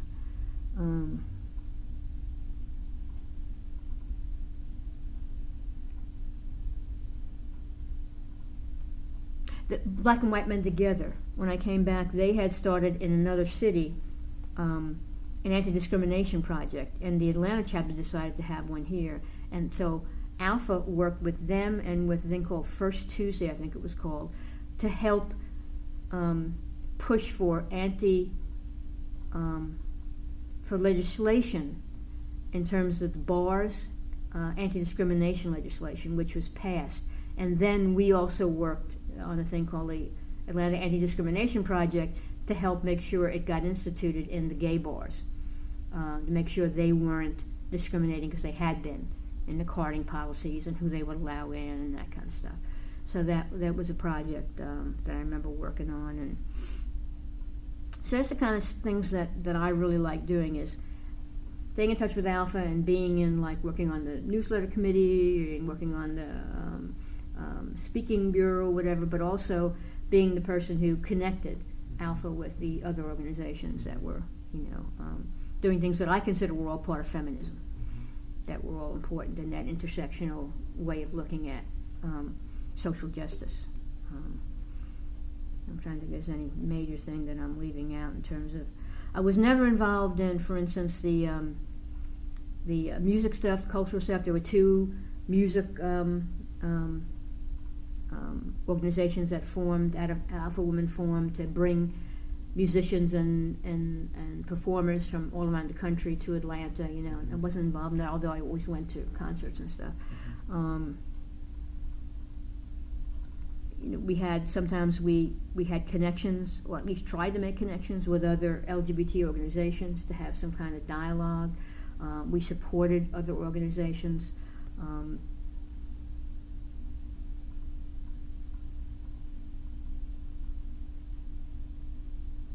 trying to think of, because during that period of time also, not before I went to New York, we a lot of organizations had started existing, that lesbian organizations that never existed before, because they decided that was their focus. They wanted the women's chorus formed, the women's rights formed, and a lot of that was, I believe, was all possible because of women in Alpha deciding they wanted to really, do some other more specific things, and the AR2 was formed for that very reason. So anyway, I just wanted to make sure I did a little bit of, filling in with Sure. the kind of stuff I did, and I worked, by the way, another alternative job was, I never thought I'd work in a newspaper, but I worked for the Great Speckled Bird for a while. At that point, they were kind of this collective which the women in the Bird had made sure that women were now going to be able to be editors and news people, as well as, just do layout and typing. So by the time I got there, I was able to learn like a whole bunch of stuff, and I ended up being a local news editor for a while, that kind of stuff. So that was one of my alternative, but community political alternative kind of jobs. Which That's great. anyway, I'm sorry. So I just wanted That's fine. to I'm make glad sure. you got to make sure, and, Yeah. and that can fill in some of the stuff too from our first interview. So then you got back to Atlanta in 2004. How did being back feel compared to what you were anticipating? It was not like I thought, because some Alpha women were nowhere and weren't there anymore in Atlanta. Most had their own lives and had moved on to whatever they were doing. Alpha didn't exist anymore, hadn't existed for a while. It wasn't that connection. It was like, okay, now I have to realize that I'll be in connection with a few old Alpha friends, which I am, but mostly develop a new life and a new community. So that's really. Now, had you been in touch with people, letting them know you were moving back in 2004? Yes, I had actually visited a couple of times during that period. I'd come back to Atlanta and visited. I remember one time when I visited, I had found out from friends that one of our old original Alpha people had died. She had moved out to California and she had died of cancer. And so we had a memorial for her. It was kind of like, I was still in touch with a lot of those women. They was, by the time I got back in 2004, though, it didn't seem like there was a lot of connection left. And there were a couple of people who reached out to me and said, "Oh, come and do this," and come, but not like I thought there would be. I don't know why I thought that, since Alpha wouldn't even exist anymore and it had fallen apart in not a very good way, that there would be all these people that would still want to, be part of some kind of. And I missed it. I think the reason I was attracted to Zami when I found that it existed, and started going to whatever was open to, all women to go to, was because it reminded me of Alpha. It was this, very defined organization that was, they were having meetings, they were having events, they had a purpose for being together. And can you talk a little bit about Zami? I'd rather somebody who was in Zami, who knows more about it. I just know this, that they were, it's an organization for lesbians of African descent. So these are black lesbian women who were, again, very concerned with who they were in the world and being who they were, being out, and also wanting to connect the issues of race and class and gender and feminism, and so they seem like, to me, I would say they were kind of a lesbian feminist organization. Those are the words I would use. They probably wouldn't use that, but it seemed very similar to me in terms of what Alpha was, only this was for black women. And Alpha was open to everybody, but it was almost all white. So it was like, wow, there's an organization that's, kind of seemed to be doing something similar to. And, I got involved in some reading discussion group, so I got to know some people. And unfortunately, it kind of functioned less and less as that organization that I saw when I first got here. And then now it's morphed into the National Organization for Black Lesbians on Aging, so they're going to be focusing on a lot of who they are, which are the women that are still in it are aging just like me and older folks. So now concentrating on the issues that community would be, would be important to them. But anyway, so I connected with them. I connected with First Extensionist congregation still existed. They were a congregation around from early on, and Alpha was they were very friendly to Alpha, and we used to hold events there a lot. But I was never a member because it was a church, and I'm not Christian. But it wasn't a church anymore, and I found out it was a UU actually member organization. I never knew that. And UU is what I had become a member of Brooklyn Church, and just it's just very kind of. Can you tell people what UU means for people who may be hearing Unitarian Universalist Association, and the congregations within that vary from kind of maybe looking like a little more traditional, kind of progressive Christian, all the way to like pagan and organizations that aren't at all Christian, that are under an umbrella of the UU principles, which are much more interdenominational, ecumenical, very broad spiritual principles about the interrelationship of all life, how all people's spiritual journeys are important and they're very different, but we're all talking about the unity. It's that kind of. So you can be an atheist and be at First E, which we do have a lot of atheists at First E. You can be consider yourself Jewish or Christian or Buddhist and be at First E. It's that kind of an open kind of. And I didn't know that it was part of the UU, so I got right into, I ended up moving right near it, so it was very wonderful to have that community. And then now the Sage, but there's also been other kind of smaller groups that I could at least connect to in some way that within the progressive community.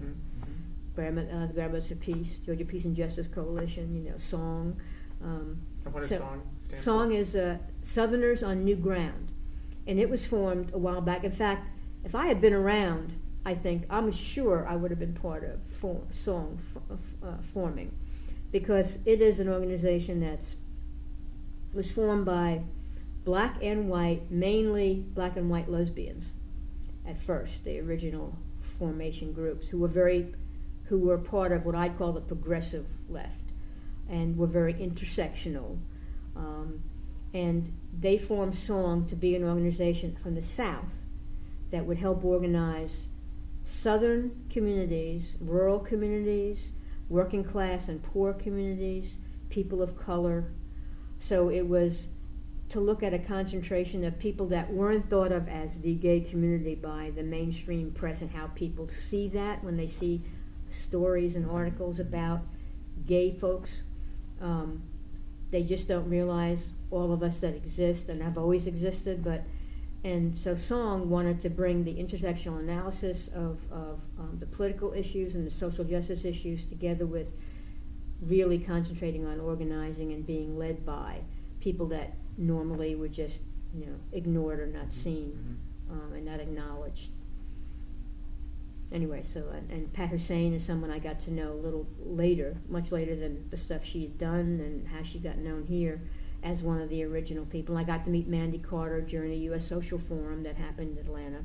So then I got to be friends with her. So the people, and it's like I fit so much in with them, and I feel like that's my people, So SONG, I'm just a member. I'm not really, I'm not actively being an organizer and working with that. But I work with whatever they do here. I certainly am ready to help and be a supporter. And I'm and the things like Caris and song and what else.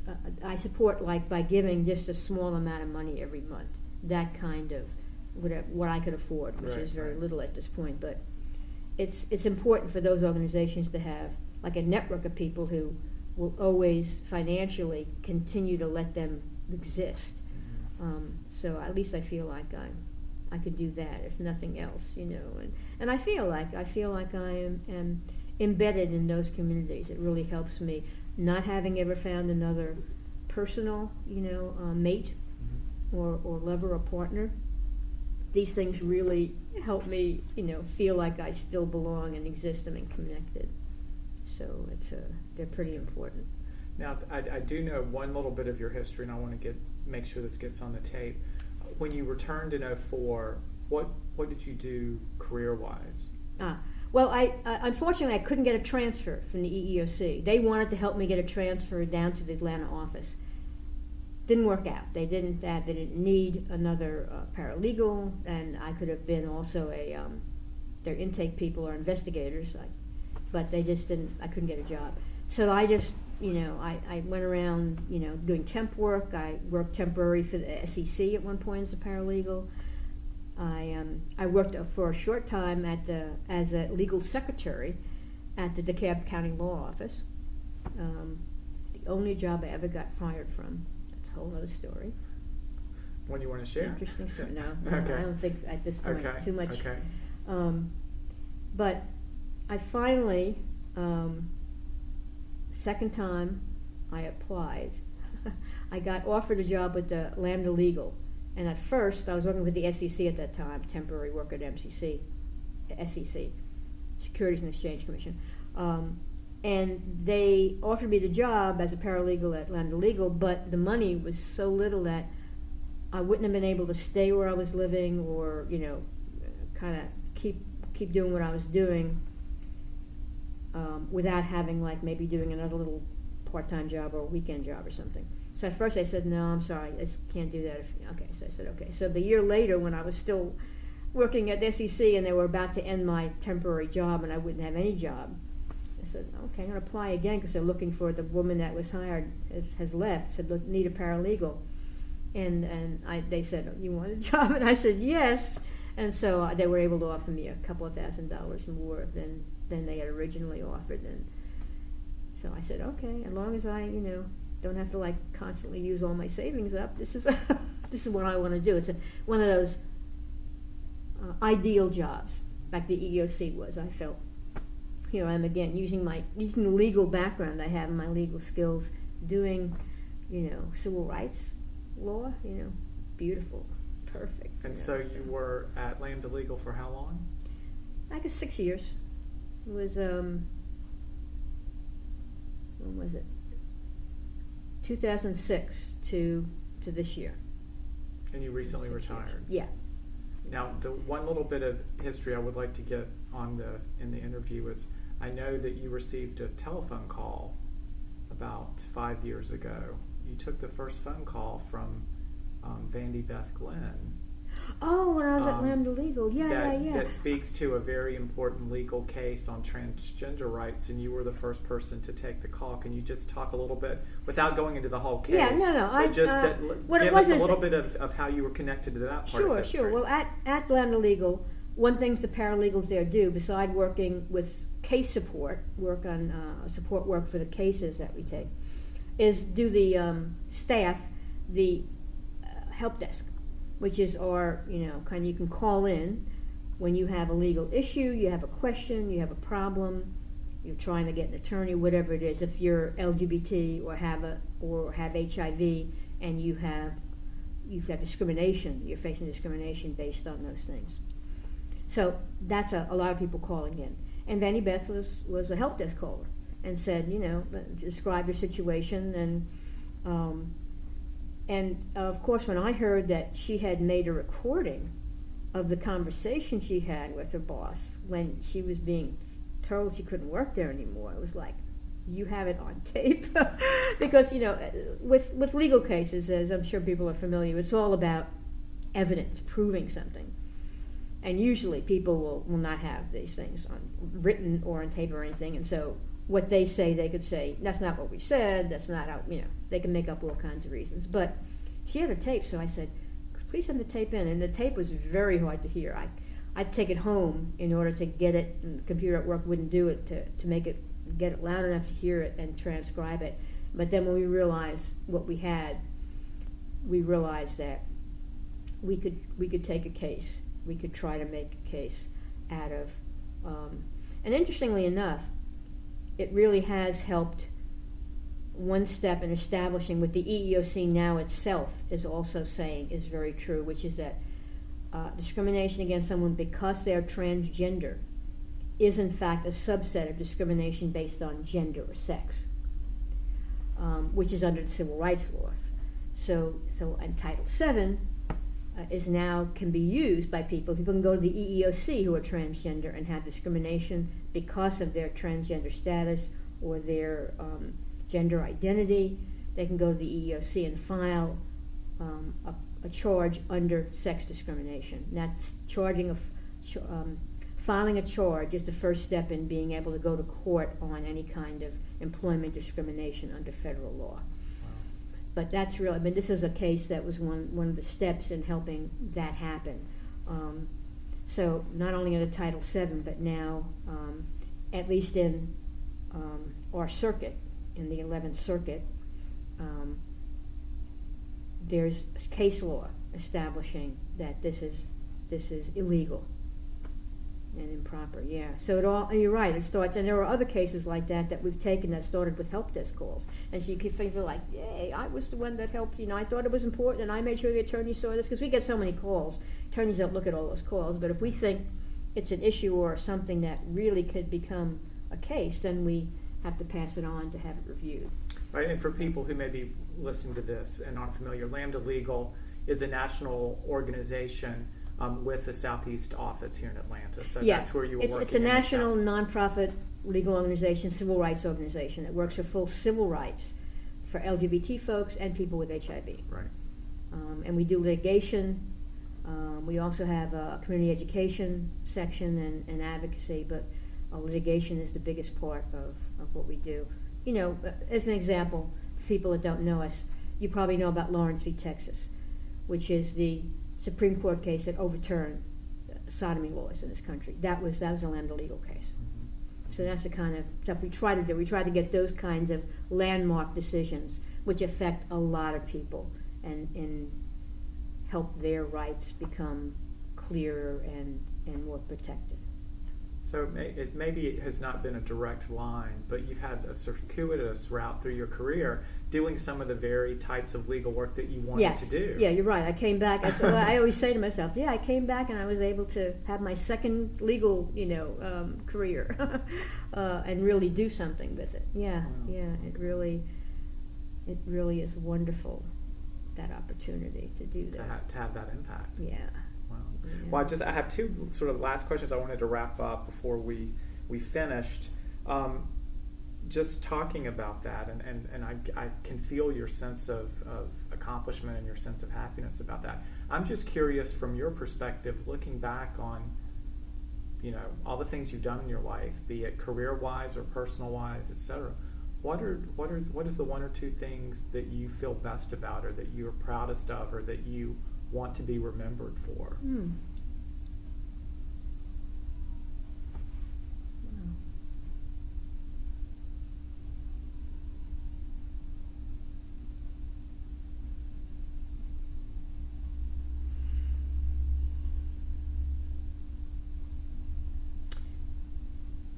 One thing that I immediately think of is not to do with LGBT stuff at all. It has to do with remaining close enough to my family that I went back to New York and were able to be with my parents and help them as they were aging and ailing and eventually left. So I think that situation helped me. Things that happened helped me be able to do that. But I think it was something that I'm very glad I did and proud. I think maybe forming Alpha was another thing, that helping to be in the original group that were crazy enough or brave enough or whatever it was, or politically instigated enough to form an out lesbian organization and to raise those issues, at least for the first time here in Atlanta, and to get people's attention in trying to show the connections with one's sexual orientation and what was happening to people who identified in that way, with how others, the different folks, the others that people always chose to oppress in some way or other, or see as the other and therefore not as important. I think that I'm really proud of being able to bring that kind of a justice for all is not possible unless justice for everyone is actually reached kind of idea that came from from lots of movements in the past, and especially the civil rights movement. But yeah, so I'm glad that I got to be part of that. It's a very... That's great. And the last question I have is maybe thinking back to yourself at 20 or 25, or currently a young lesbian 20 or 25. What wisdom would you want to be able to tell yourself if you could talk to your younger self and or talk to a young lesbian now? What wisdom would you want to impart?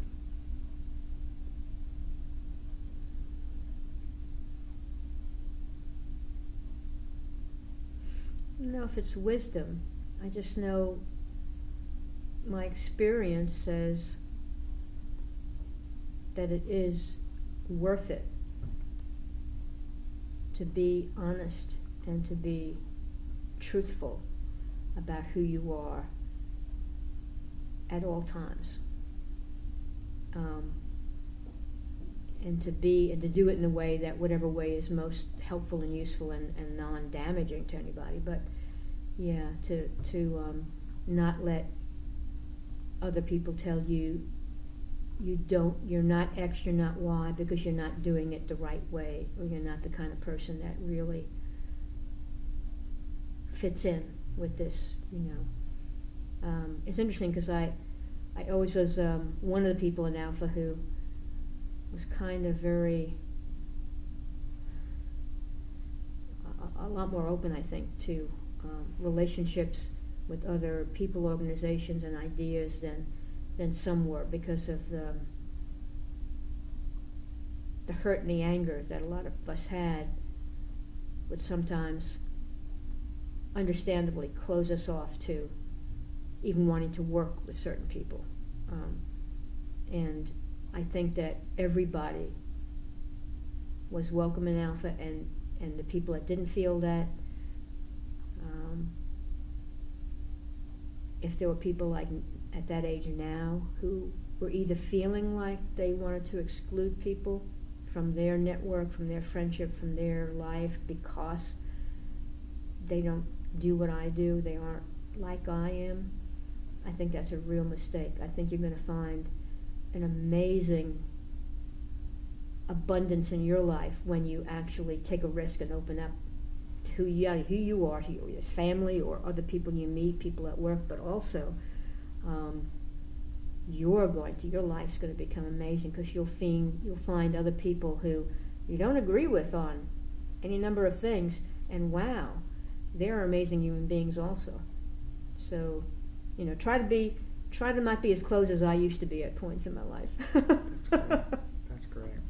Well, this is Hillary Rink, signing off with the second half of Lorraine Fontana's oral history. Thanks for sharing your story. Thank you, Hillary. Again, it's December 11th, 2012, and we're in Atlanta, Georgia. So that's it. It's a wrap. Thank you. Thanks. This is great.